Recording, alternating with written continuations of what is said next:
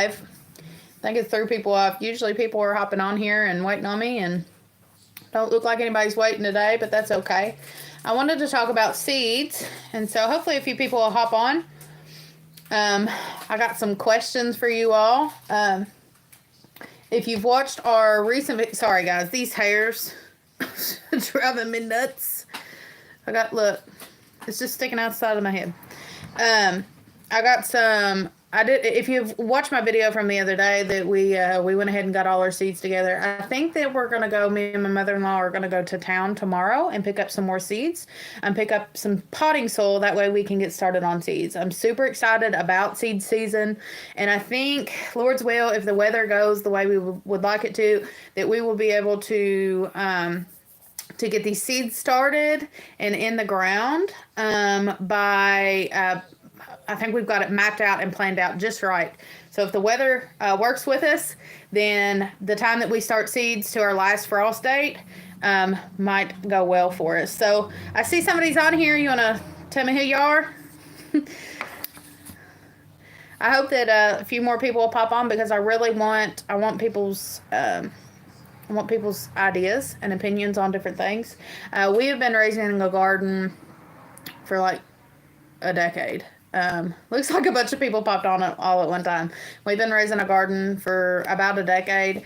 And it's funny because me and Andy, I talk about it all the time, are like total opposites. But one thing that we have in common is like growing plants, our love for growing plants. We have flower beds, and we had flower beds before we had a vegetable garden.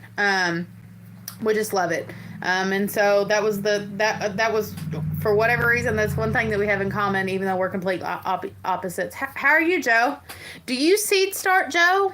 Or do you raise a garden? Because that's what we're talking about tonight is seed starting. If you don't seed start, or somebody's watching and you don't seed start, and you need some good ideas, hopefully a few people will hop on and we can talk about it. Like I said, I don't know if anybody was on here. I don't think anybody was on here when I started, but I wanted to talk about seed starting, and I'm going to ask people a few questions about gardening. I love talking about gardening. I love everything that has to do with gardening. I'm still pretty antsy.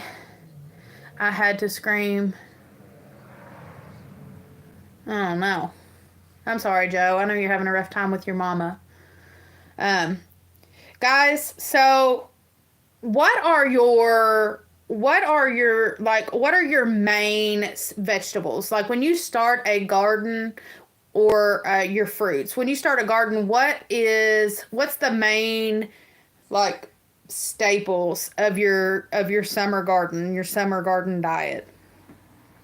Our main staples are beans, tomatoes, corn, pepper, okra, cucumber, radishes, sometime onion. As far as fruit goes, it's blackberries and blueberries and strawberries and raspberries. That's our main like food diet throughout the growing season. Apples. Now we can't personally grow apples, but there's quite a few orchards in our area that we get apples off of. Quite a few people that have apple trees and pear trees. And we can get apples like that pretty easy. Hey, Chaz, how are you?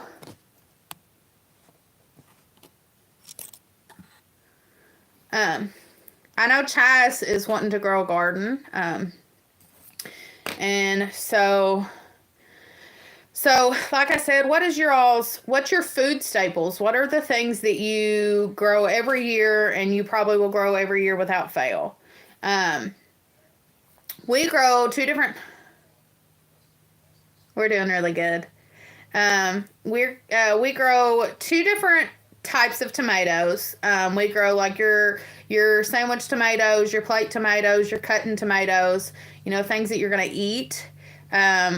Like on a sandwich, something like that, your juicier type tomatoes. And then we also grow Roma tomatoes. It's funny because last year was our first time growing Roma type tomatoes. Before that, we just grew like your heirloom breed tomatoes. your plate tomatoes, your sandwich tomatoes, your eating tomatoes is what I call them.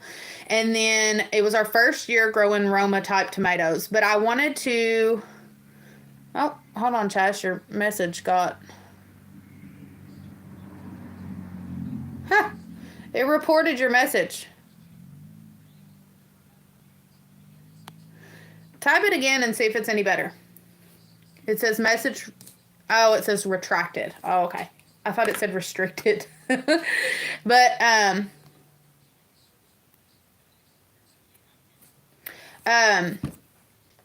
sorry. We grew the two types, and that was our first time growing Roma tomatoes, but I don't think I'll go back. If I can get my hands on Roma seeds, and last year, guys, I completely forgot to save my seeds out of my, completely forgot to save my seeds out of any tomatoes.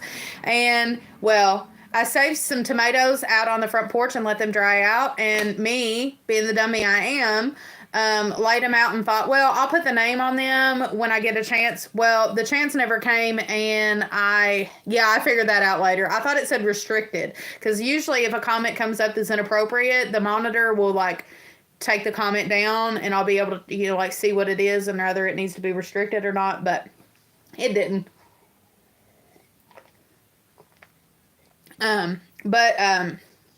I saved seed, but I didn't write the tomatoes down, so I just didn't even worry about it. I just let the birds eat them. But peppers and tomatoes are like, in the summertime, I am constantly canning tomatoes, and we are constantly eating peppers. We eat peppers throughout the entire year. We eat peppers we eat peppers... I'm going to say almost every single day, and at least with one meal a day. Right now, we've just got the frozen peppers that are, like, thawed and cooked and things. And so we're eating them more for, like, supper meals, so, like, fried taters or meatloaf or fajitas, things like that you're just going to, like, cook the pepper, and it doesn't really matter if it's soft. But in the summertime, we are eating them fresh like crazy, and cooking things, but also in salads. Also, my mother-in-law made some pepper jelly last year, and I 100% plan on making that pepper jelly. It turned out amazing, and I absolutely love it. And somebody asked me about where the recipe was at, and if you all want to check out the pepper jelly recipe, it's on Blind Pig and an Acorn blog, but also you can find the video of how to make it on Celebrating Appalachia, and then the recipe, she'll give you the link in the description of her videos to the pepper jelly. But that's where she got the recipe from. Somebody this year too, I can't remember who it was. It might have been Harmon Homestead or somebody else, maybe Karen, told us about corn cob jelly. So Lord's willing, we will try corn cob jelly. Yeah, it's healthy eating. Yeah, absolutely. It's a lot better for you. And one thing I absolutely love, once you've learned how to garden, then you can learn how to preserve. And once you've learned how to preserve, you can learn how to preserve different things in different ways, and then you can eat all winter long and spring long, and until the summer garden takes off. That's what's awesome about it. I am getting low. There's a few things that I did not make enough of. One of them being green beans. Our green beans just didn't do very well last year, so they didn't get canned. I think I've only got like 5 jars left. They didn't get canned very much. What else? Corn. Didn't do well with corn, so don't have any corn. And I've got tomatoes, tomato juice or tomato sauce, but I didn't make enough salsa, which is okay, because last year we made a bunch of salsa and we ate the fire out of it. This year I made salsa, and I put it in chili and things like that, but we didn't really eat it with like chips like we did the year before. So it's worked out well for the chili. And if you've never tried salsa in chili, you know, when you're making your chili, you just pour it in with your tomato juice. It is so good.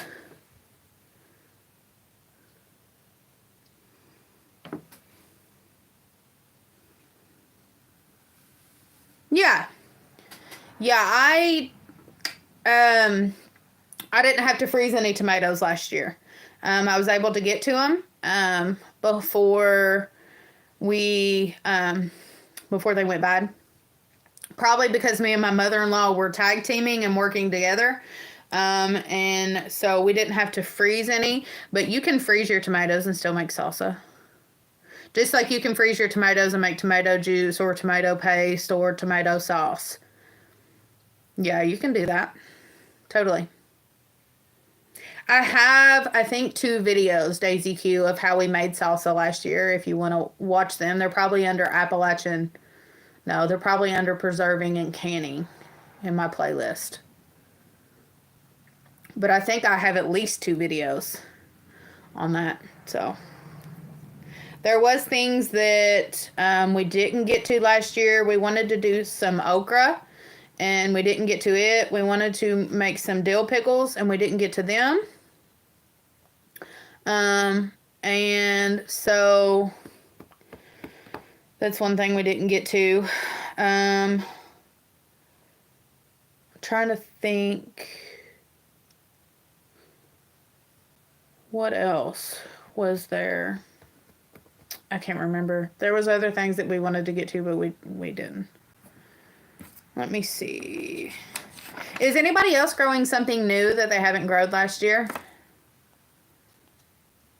I know Joe said that he couldn't have a garden. I know Chastity didn't have a garden last year. Daisy, is there anything that you grew last year that you didn't grow this year? Or you're going to grow, you're going to try to grow this year that you didn't grow last year? I'm curious. I'm curious as what people's like staple diet is, because I know in Appalachia we eat a lot different than a lot of people.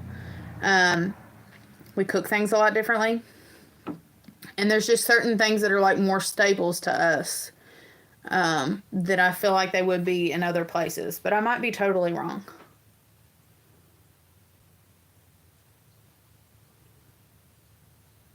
Yeah. Yeah. Yeah, I know you have problems with the heat. Are you going to try a fall garden this year? Chastity, now is the time to start seeds inside. Our last frost date, what I have wrote down is May 19th. So you go after your frost date. And since it's your first year, I would say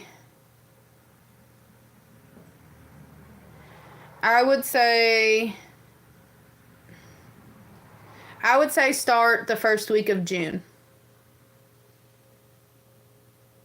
I would say start the first week of June, Chas.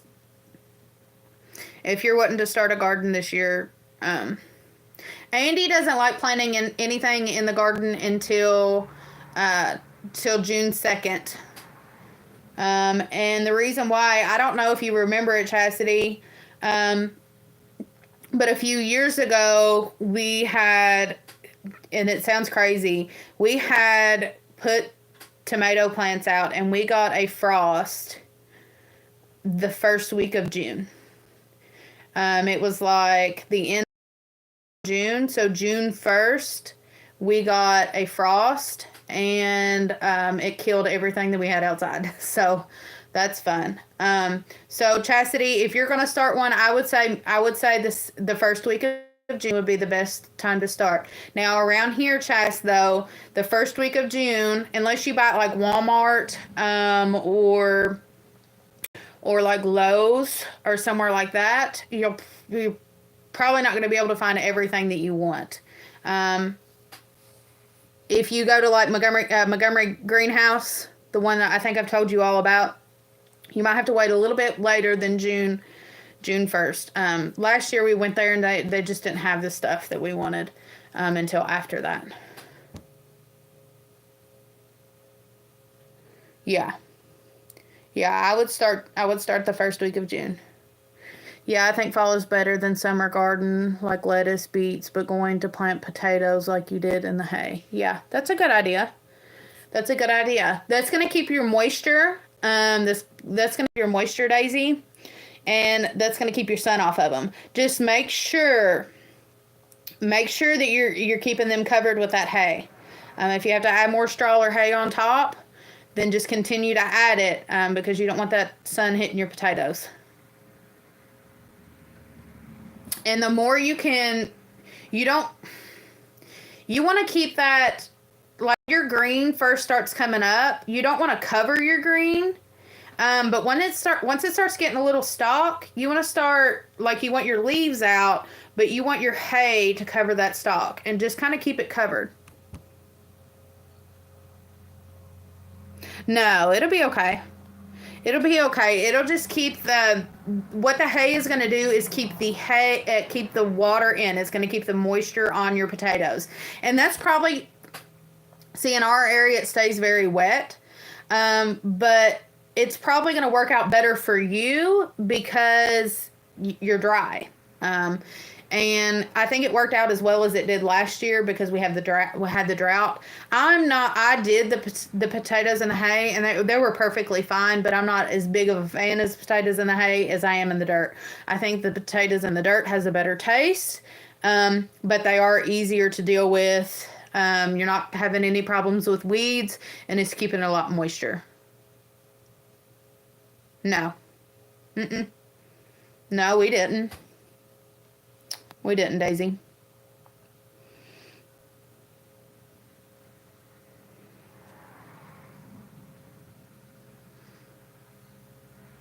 Hello, how are you?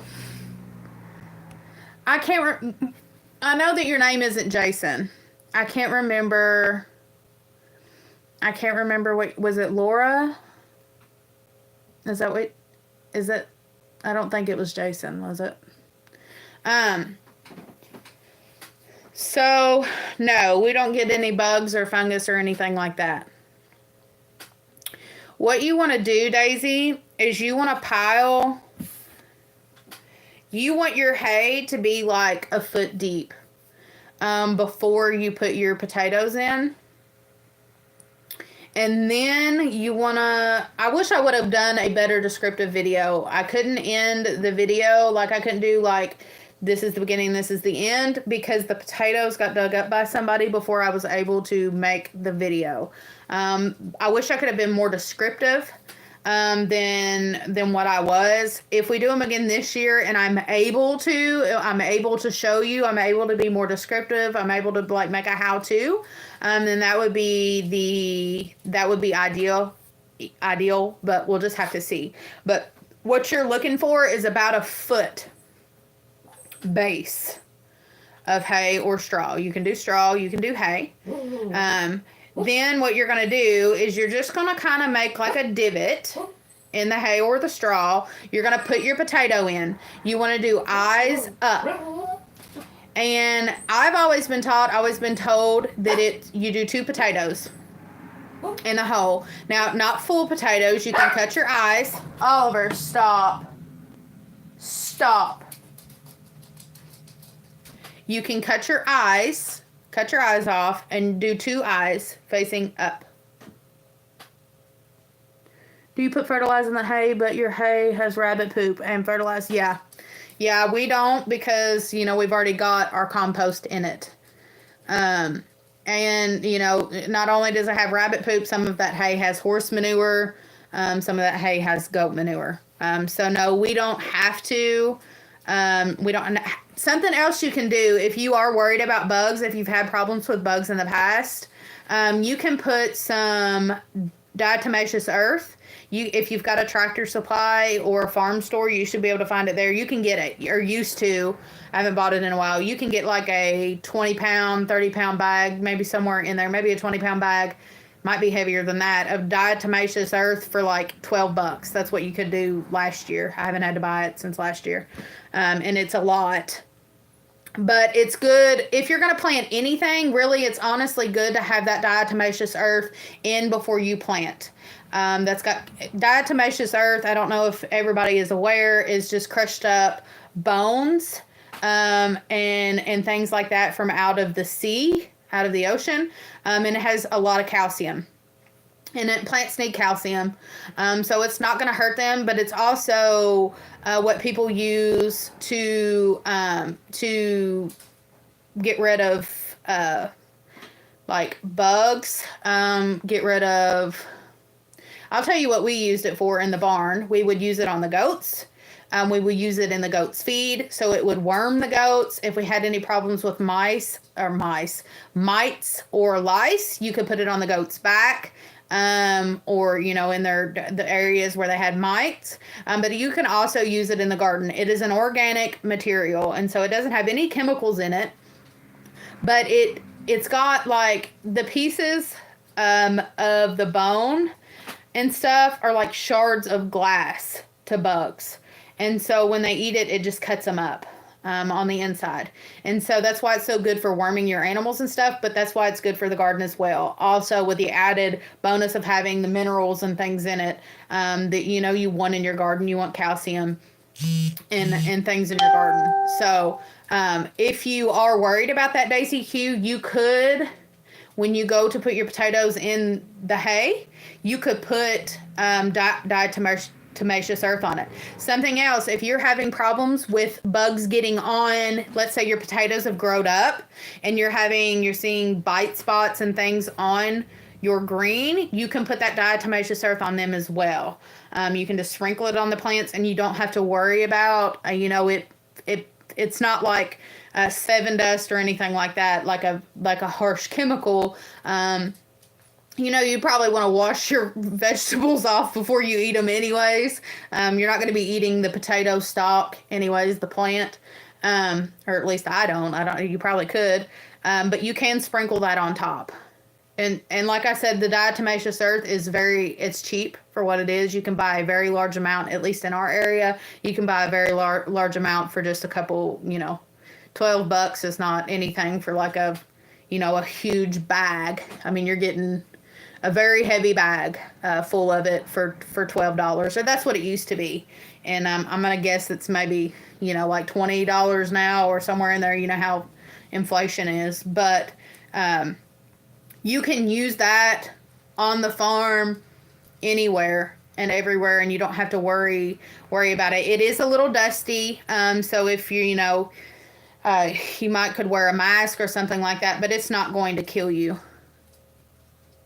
Yeah, you just want to keep it. How it comes in at our store is like a what is it called? Like a paperish bag. So you want to keep it in like a bucket or something with that's going to keep moisture out of it. But yeah, you could put it in like a 5-gallon bucket, or we keep it in our feed buckets. And yeah, it keeps, as long as it don't get wet, it keeps for a long time. It almost reminds you, it's gray. It's a gray powder. It almost reminds you of like concrete or like lime. Have you ever seen like farm lime? It's essentially the same thing. It's essentially the same thing. It's just ground up. Lime is ground up limestone, and diatomaceous earth is ground up bone. Probably rock and stuff in it as well. But, we used it on animals. We used it in animal feed. We've used it in the garden. We've used it in the floor of our barns. We've also used it outside. Just would sprinkle it throughout heavy trafficked areas for the goats or the chickens. We've used it in chicken coops. We've used it on the chicken floor. And essentially, it is good for just cleaning and drying up the areas. So if you've got lime, does the same thing. We lime our farm, if we've got like right now it's heavy mud and stuff, once it gets towards like the end where we're coming more into the end of spring into summer, you will probably notice, you've probably maybe if you've looked in old videos, there's like white powder laying all over the floor or on the ground of the barns or outside. We lime our farm regularly where the animals are at. One that's to prevent bacteria, disease. It's to give back to the soil, give some calcium to the soil, give it back some health. It's also just to help the animals' health. You know, it kills the diatomaceous earth, and the lime is good about you know, smothering bugs out and, you know, kind of killing them off, parasites out. It dries the ground and the soil up, and so we use it quite a bit. Lime is used very regularly, or diatomaceous earth is used very regularly on our farm, and it's if you're going to have a farm, it's one of those things that you don't really think about. It's probably something that people don't talk about a lot either. Maybe I can do a video on it. But it's something that we use quite a bit, especially in the summertime, because you're gonna have a lot more disease and parasites and things like that in the summertime, bugs in the summertime, than you would, you know, in the you know, in the spring and in the winter. And lime and diatomaceous earth are two things that are natural. They're organic, they're natural, they come naturally, and so they're okay for everybody. It doesn't, you know, it doesn't affect or bother anybody. Like I said, it is dusty. We don't let lichen, you know, like stand right next to us when we're using it. You can use a mask as well if you're going to be, you know, right up on it. And that would be the only, you know, ill effect that it would have on you, is that it is very dusty. And you feel like you need to take a shower after. But that's about it. And we use it, like I said, in the garden and everywhere else. So if you are looking for something that one helps your garden and adds minerals and things to it, also on your farm, then lime is a good thing for all of those things that I named. Let me see. How about, I wanted to ask this question. I had this question wrote down as well. Are you all, the ones that have gardens, are you all growing less or more than you did last year? I'm curious about this, because I feel like people are getting more and more nervous with the economy and inflation the way it is. And I feel like because of that, people are wanting to grow more, wanting to grow new things. I know I am myself. I'm wanting to grow new things. One of them is loofah gourds, so that we can have sponges. I don't know I think I've started too late, guys, to be honest with you. I also want to grow some beans, some different type of beans. One of them being pinto beans this year, just so we can have them put up. I'm almost wondering if we could grow maybe some like kidney beans as well, because kidney beans is something else that we eat quite a bit of. And so I'm thinking maybe pinto beans and kidney beans would be a good thing. We've never grown those before. That's something that we've always bought in the store. Hey, go lay down. No, sir. That's something that we've always bought before. And so that would be a nice thing to start growing. But I'm just curious if everybody else is growing anything extra. Hey, Lakin. Can you let him out, because I do think he needs to go potty. Sure. Sorry, guys. Oh, yeah, he does. You need to go out, Bubba. I'm sorry for getting on to you. I have a small garden, but added a couple raised beds to get more peppers and tomatoes, since tomatoes get wide. Yeah. Yeah, I was watching a video the other day, and I can't remember who it was. Maybe Harmon Homestead. She was talking about she wants to like crowd her beds or crowd her garden. And she's always been one to like put her tomatoes too close together. Tomatoes need a lot more room than you think. Is there a reason you don't prune your tomatoes, Daisy Q? I'm curious. Pruning tomatoes is more for the health of the tomato. So is there just a particular reason why you don't? Or you just don't like to? Or what's the reason behind it? in the end, it's not, the pruning a tomato is not going to cause you to have less fruit on it. It'll give you bigger and healthier fruit. Also, it'll help your plants to have less disease.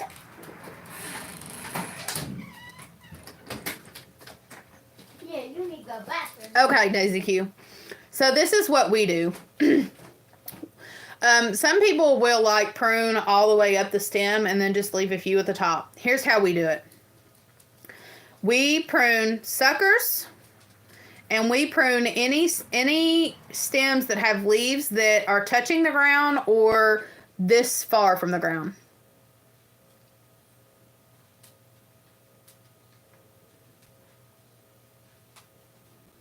After they get tall, I'll quit pruning. So, let me see. I'm trying to give you an example. I don't have... Okay. Trying to think. Okay, we're going to pretend this is their tomato plant. I wish I had a reference of size. I don't know. Okay, here's my tomato plant. This is a random thing. Here's my tomato plant. Here's my stems. So what you want to do, we're going to pretend this is a sucker here, because a sucker comes up in between two stems. So it's what comes up in the between. You want to prune this sucker off. For people that don't know, you want to prune the sucker off that comes up in between. What it is they're going to come up, a sucker's going to come up right here. So you've got your stem, then you got your main stem, and then you've got, like a branch coming off of it. Your sucker's going to come up right here, and you're going to want to trim the sucker. You're going to want to prune the sucker off. Okay, this is my tomato plant here. It's standing tall, and I've got some limbs that are coming down here towards the bottom. I trim anything that's 2 inches from the ground below. So if you have a branch here at 2 inches, trim it or prune it off. If you have anything under the 2 inches, trim it off. You don't want anything to be able to have anything touching the soil or the ground. You don't want anything to be, you don't want anything, if it's to rain, to splash up and touch the leaves. Yeah, I can do that, Daisy. I can do that. If I think that people would be interested in that. We don't prune all the way up. There is people that prune all the way up and only leave like a few at the top. I stop pruning once the plant is, I don't know. Once the plant gets about waist high or close to, well, let me see. Let me stand up. Okay, I'm demonstrating because I don't. Once the plant gets to about knee height, once it hits my knee, we don't prune no more. Once it's knee height, we don't prune anymore. So if the top of it is at my knee, I don't prune anymore. If you're having to stand the plant up, if you're having to stake it or whatever, don't prune anymore.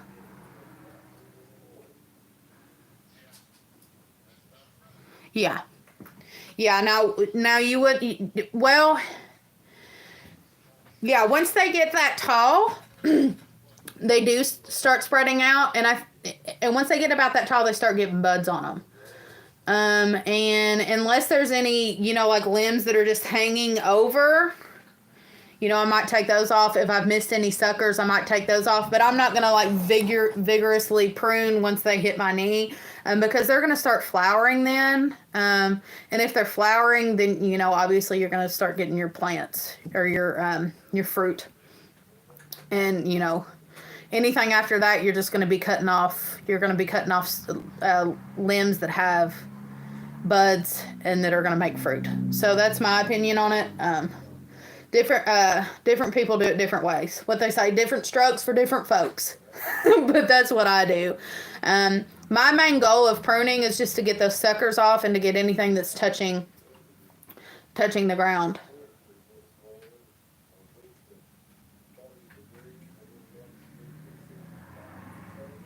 Yeah. I don't like them like that. I don't like them like that, Daisy Q. Another reason for pruning as well is to let air underneath. You do want air circulation going between your plants. And you do want, air circulation underneath your plant. But I don't think it needs to look like a tree. And I know people that do it like that, though. And I guess that's not a bad thing. I guess you just add more circulation. But I feel like you start trimming it off till like it's just a little stem like that. You might have wider stems, but I'm trying to think. We plant our tomato. Let me think, Daisy Q, because I've got to like map it out in my mind. Let me get my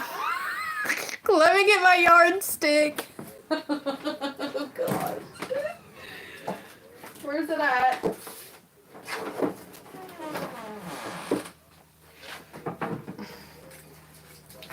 Y'all just got a peep of my dirty pantry. Okay.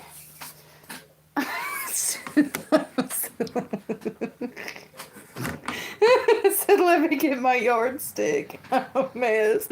I'm going to say, well, about a yard. We plant them about a yard apart. Close to it. Yeah. About a yard. Somewhere in there. A yard is 35 inches. So probably, yeah, I guess about a yard. 26 to 35 inches, I'm going to say. We walk them out. So when we're in the garden, we just step it out. But yeah, I guess about a yard. Maybe a little less than a yard now that I'm looking at it. Hold on, let me lay it down on the ground. No, it's probably about, I'm going to say about 26 inches apart. 26 inches apart. Anywhere between 26 and a yard. Anywhere between 26 and 30. Was it 30? Yeah. Anywhere between 26 to 35 inches apart.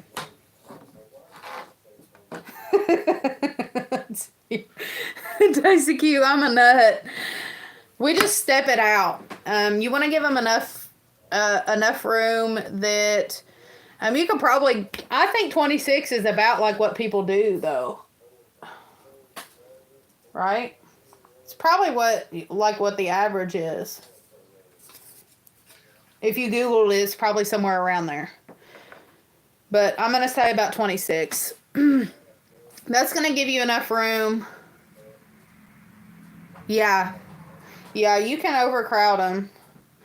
I mean, can you like picture what a yard is? Because I wish I could show you. Doing all kinds of demonstrating. So a yard is from my head to my hip. So if you can do from like the head to your hip, it's okay, Joe.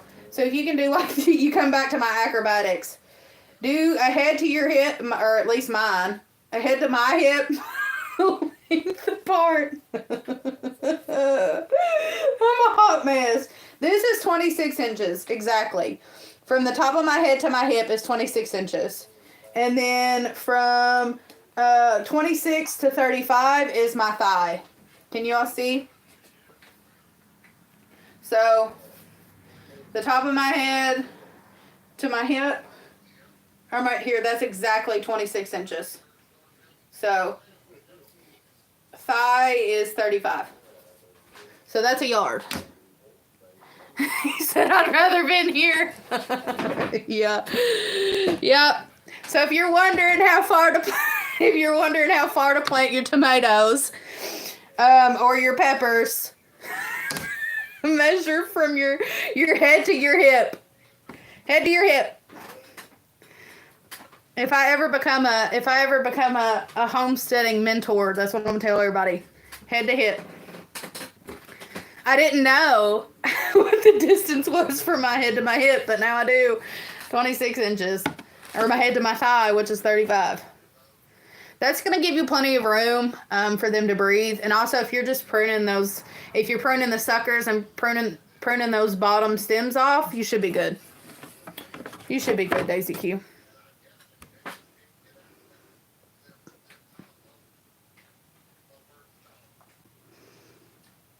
I have a planning guide, and it's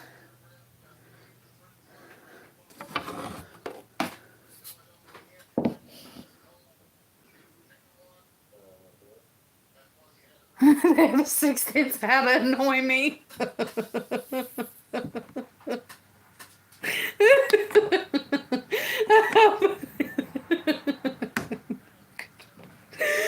I feel like my husband thinks that I have a sixth sense of how to annoy him.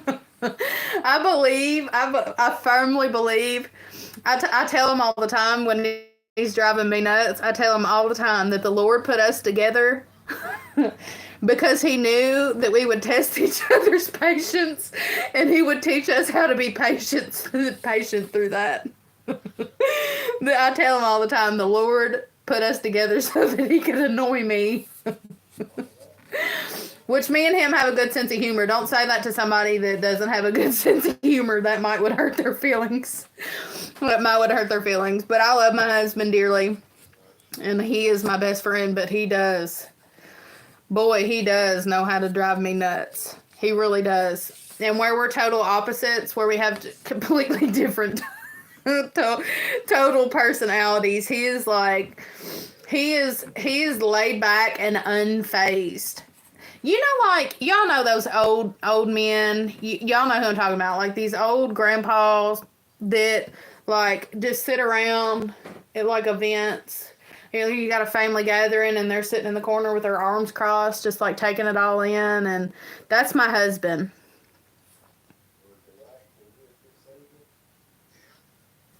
I learned patience with a new baby and lost sleep since I'm not a morning. Yeah, that'll do it. That'll do it. Absolutely. Yeah. That is something I fail in. I'm not very patient. I'm not very patient. And I'm the type of person that's like, go, go, go, go, go. Like when I'm doing something, I want it done. And that's the kind of patience that I have. I'm not, and I get that from my mother. I'm going to blame her in this because she was not patient in that either. If you're like, I hate having to depend on other people to do things, because I know it sounds bad. I shouldn't be this way, but I hate having to depend on other people to do things because it seems like people can't do things as fast as I like them to. That's awful. That's not something, I'm not proud of that. That's not something I'm proud of. But that's the patience that I have, which is not very good. So I need some more patience. I don't get irritated easy, like when it comes to other things. Like if somebody's being mean to me, I can have patience with them for a good while. I can go a long time without getting upset to like other people. You know, like, that's not my husband. And sometimes I have really good patience with him. But, like, I can take people being mean to me. I can take people hurting my feelings really, really well. I just don't have the patience to, like, watch other people do things. Like, if I need something and I tell somebody to, like, go in another room to get it, as soon as I say it, I almost feel like I would be faster if I just went and got it myself than having to wait on them to get it. And I hate that. I hate that I'm that way. But I am. That's how I am. And I got it from my mama. That's how my mama is. And she used to get on to us all the time for being slow. She always used to tell us, and I catch myself saying this all the time, she'd say, y'all are slower than molasses in the wintertime. Chastity said she's like that too. My mama always used to tell us, y'all are slower than molasses in the wintertime. I think it's a mom thing. I think it's a mom thing because what it is when we tell somebody to get something, we already know where it's at. Carter, old man, yeah. We already know where it's at, and we've told you exactly where it is at. But you all actually don't know where it's at. Like, especially kids, if you like say, go get such and such in the other room, you already know where it's at, but you need them to go get it. And so you tell them to go get it because you're in the middle of doing something. But by the time that they go get it and come back, you could have already got it. and came back and probably continued what you were doing. And husbands are the same way because husbands look right at something and still have no clue where it's at. Those are the things that test and try a mother's patience. That's it right there. If you want to know why stay-at-home moms go nuts all day, that's what it is. That's the small things that we have to deal with on a daily basis. It's okay though. It's okay. The world is we just live a short life. We need to become more patient for people. Lakin, your daddy needs you. We need to become more patient for people. What else did I want to talk about? There was something else. Those of you that grow gardens that are on here, what do you all use for compost? A lot of you all know what we use for compost, which is manure. Horse manure, goat manure, and rabbit manure. Is the main things that we use around our farm that we have. We also have compost piles where we put like food stuff. A lot of our scraps go to our chickens though. We don't put as much food compost in our compost piles than we do give to the chickens. A lot of our compost piles are just a mixture of hay and manure. Horse manure, goat manure, rabbit manure. So what does people use for compost? I'm curious. I was in my video the other day and was cleaning off that shelf. If y'all watched my seed video, we burn old garden vines, leaves, and use ash to bottom. That's a really good idea. That's a really good idea. Yeah, absolutely. I was thinking too, I'm glad you said that because I completely forgot about it. If you've noticed in our videos, we have one of those metal, what are they called? Metal fire pits. It used to be made of brick, and my father-in-law got a metal one, and we have a lot of where we burn, where we like have fire pits and stuff, and we have a lot of ash in that. And I was talking to my husband the other day, and I said we need to make sure that we're putting that ash in the garden. Do you know what like the benefit of that is? I mean, can you tell that it does your plants good? I'm curious about it. I know that you can use it. Something else though, like I was saying, was in the garage. My father-in-law got what it was called blood meal, and my guess is it is blood. I don't know if they dehydrated it or what it is. Somebody on here might know what it is, but I had no clue that was a thing. Supposedly it's good for your tomatoes and things.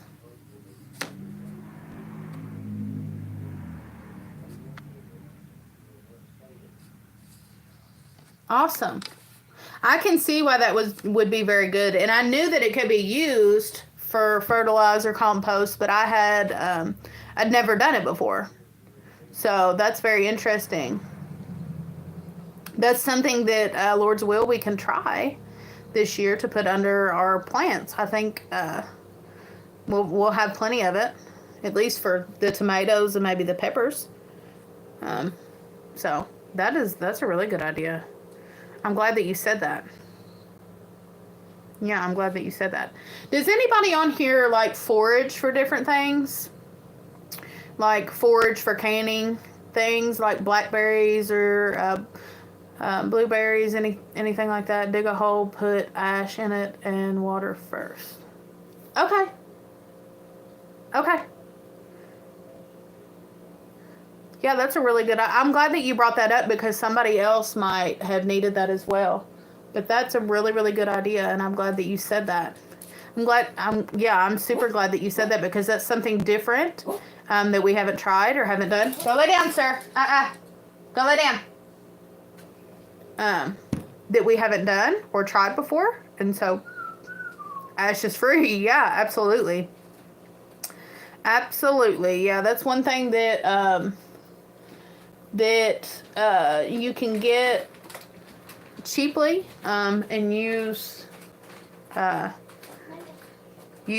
and something that you can not only get cheap but use over and over and over again or do over and over and over again. And it's simple. That's very simple. That is a resourceful way to get some good compost. Yeah, that's a very good idea.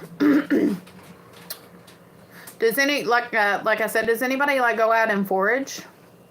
I know we did blackberries last year. My mother-in-law went out and picked buckets and buckets of blackberries for us, and she canned blackberries. Does anybody else do that? We did. We went and foraged for blackberries too, but afraid to forage because my friend was poison eating mushrooms. Okay, but now. Oh. I don't know what you all. Well, Daisy Q, here's an idea. Me and my husband were talking about it the other day, and I've talked about it on these lives before. I want to get more educated about foraging, and there should be. I mean, I don't know 100%. You would have to probably look into it. But in our area in Eastern Kentucky, there is an Eastern Kentucky book for foraging. And so maybe in your area, you could get on Amazon, or that's where it was on. I Googled it, and then it sent me to a book on Amazon. But yeah, get you a book, not just a book in general, but get you a book for your area, at least the vicinity that you're at. And learn what grows naturally in your area. You can also get on Facebook and see if you can find any foraging groups for your area as well, because they're going to let you know what's coming up. They'll let you know what's coming up in your area, and when it's out, they'll probably say such and such is out, and that way you can do it safely. The thing about foraging, and I've put it on the videos that I think I've only got like one video of foraging, maybe two, but I put that you need to make sure that you are educating yourself on these things first. Don't just take my word for it, but look into it and educate yourself. My husband had an aunt who we foraged for morel mushrooms every year, but he had an aunt who was from Indiana, and she had made mushrooms and said for 100% that she knew that they were morel mushrooms, and she poisoned people, and people ended up in the ER and everything. Got really bad sick, so you have to be careful about it. Snake copper. And one looks alike. It's not dangerous. One with orange, black. Looks the same. Yeah. Just kind of, find you a foraging book that's in your area. That's what I'm doing.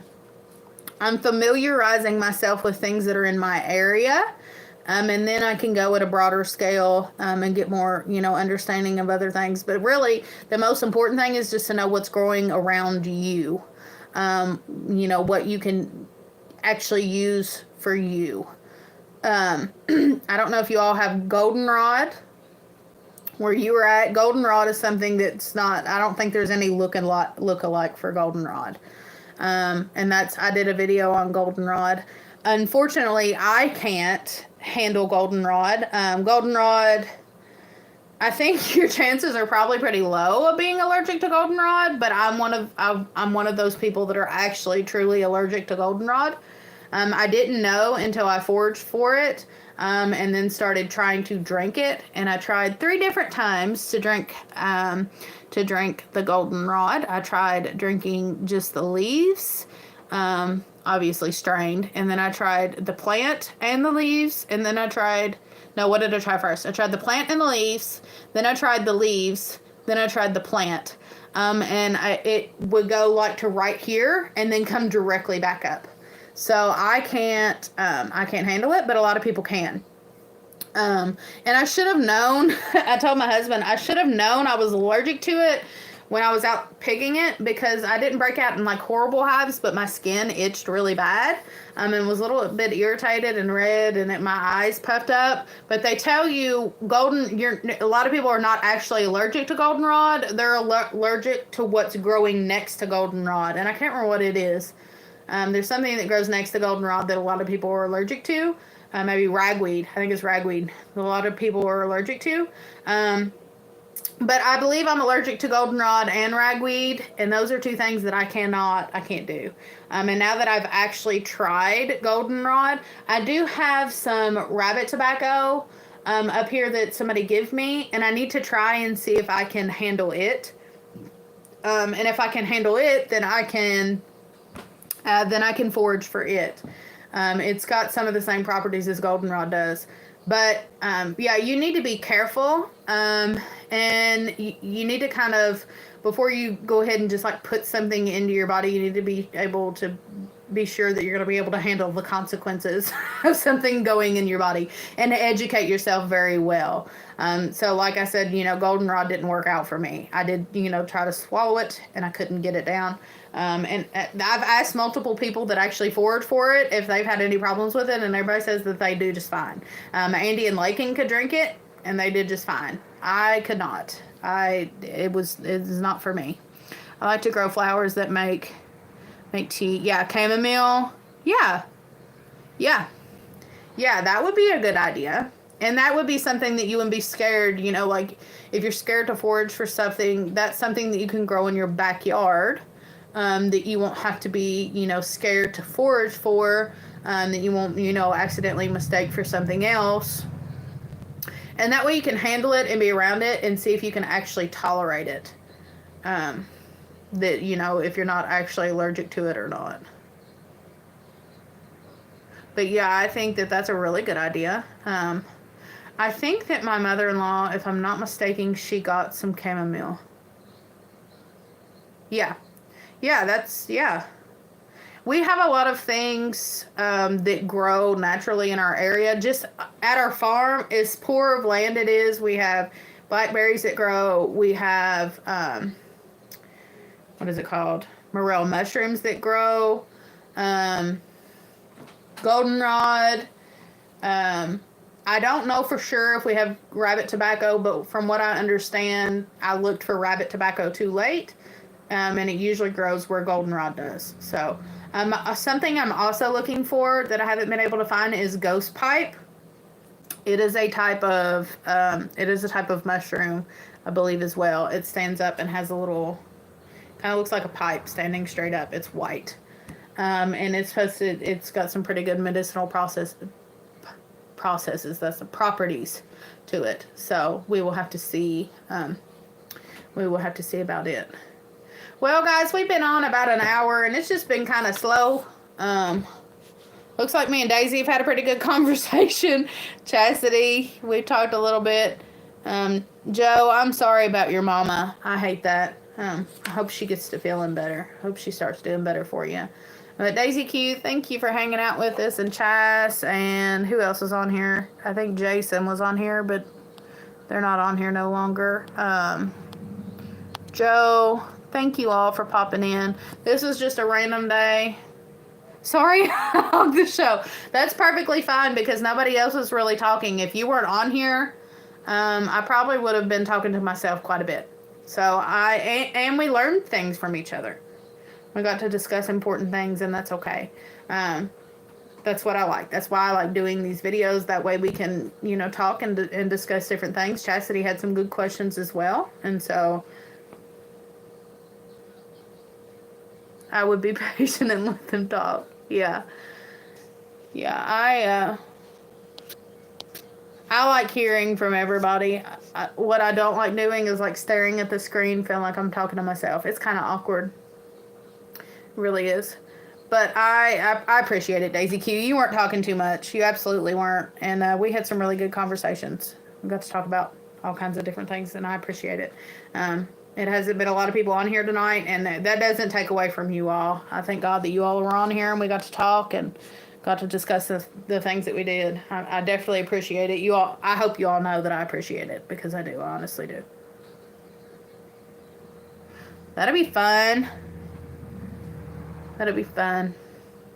Do you all have like grass all year long? I guess you all probably do, right? Because like in Florida they do.